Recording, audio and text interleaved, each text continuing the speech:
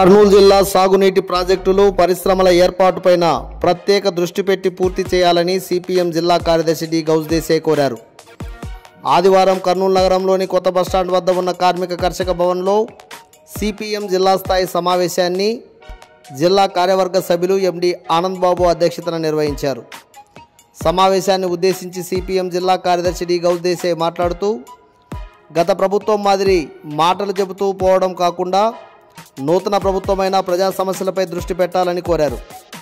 రాష్ట్ర ముఖ్యమంత్రి నారా చంద్రబాబు నాయుడు పోలవరం ప్రాజెక్టు గురించి విశాఖపట్నంను ఆర్థిక రాజధాని చేస్తామంటూ మాట్లాడడం మంచిదేనని, అయితే విడిపోయిన కర్నూలు జిల్లా అభివృద్ధిపై దృష్టి పెట్టాలన్నారు.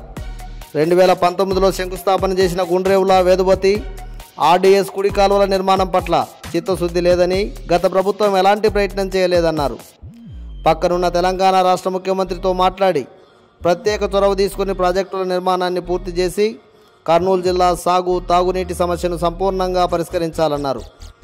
జిల్లాలో ఫార్మా, ఐటీ ఇండస్ట్రియల్స్ను స్థాపించే అవకాశం ఉందని, బెంగళూరు, హైదరాబాద్ రెండు రాష్ట్ర రాజధానుల మధ్య ఉన్న కర్నూలు నగరం పాలకుల ప్రత్యేక చొరవ చూపితే పరిశ్రమల కారిడార్గా మారే అవకాశం ఉందన్నారు. ఎన్నికల సమయం వచ్చేదాకా ఎదురు చూసి ఎన్నికలకు పోయే ముందు హడావిడి చేయడం కాకుండా ప్రారంభంలోనే నిధులను కేటాయించి ప్రాజెక్టులను పూర్తి చేయడంతో పాటు పరిశ్రమలను ఏర్పాటు చేయాలన్నారు.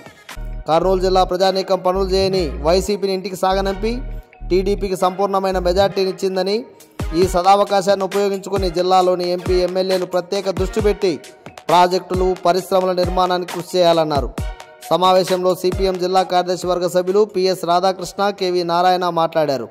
జిల్లా కార్యదర్శి వర్గ సభ్యులు బి రామాంజనేయులు, జిల్లా కార్యవర్గ సభ్యులు ఎండి అంజిబాబు, అలివేలమ్మ, అరుణమ్మ, టి రాముడు, ఎం రాజశేఖర్, సి గురుశేఖర్, మోహన్, విజయ్, మధు, సీనియర్ నాయకులు ఈ పుల్లారెడ్డి, కర్నూలు మండల కార్యదర్శి పిబి హుసేనయ్య, ఓరకల్ మండల కార్యదర్శి జి నాగన్న, కర్నూలు, కల్లూరు, ఓరకల్, కోడుమూరు, గూడూరు, సీబెల్గల్ మండల నాయకులు పాల్గొన్నారు.